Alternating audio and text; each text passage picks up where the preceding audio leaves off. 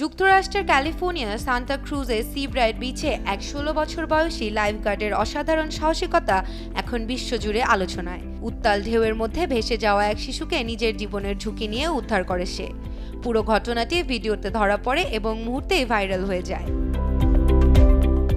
ভিডিওতে দেখা যায় বিশাল ঢেউয়ের সঙ্গে লড়াই করে কিশোর লাইফগার্ড শিশুটিকে শক্ত করে ধরে নিরাপদ তীরে ফিরিয়ে আনছে। পরে আরেকজন লাইফগার্ড তাকে সহায়তা করেন। চিকিৎসকরা জানান শিশুটি নিরাপদ রয়েছে এবং পরিবারের কাছে ফিরে গিয়েছে। এই বীরত্বপূর্ণ কাজের প্রশংসা করে মার্কিন প্রেসিডেন্ট ডোনাল্ড ট্রাম্প ঘোষণা দিয়েছেন তিনি ওই কিশোরকে পরিবার সহ হোয়াইট হাউসে আমন্ত্রণ জানাবেন এবং তাকে একটি উচ্চ বেসামরিক সম্মাননা প্রদান করবেন। ট্রাম্প সামাজিক মাধ্যমে লেখেন সে সত্যিই সাহসী, এই সম্মান তার প্রাপ্য। তবে কোন নির্দিষ্ট সম্মাননা দেওয়া হবে তা এখনো জানা যায়নি। ঘটনার পর সামাজিক মাধ্যমে কিশোরটির সাহসিকতার প্রশংসায় ভাসছে নেট দুনিয়া। অনেকেই বলছেন প্রকৃত নায়কেরা এভাবেই নিজের জীবন ঝুঁকি রেখে অন্যের জীবন বাঁচান।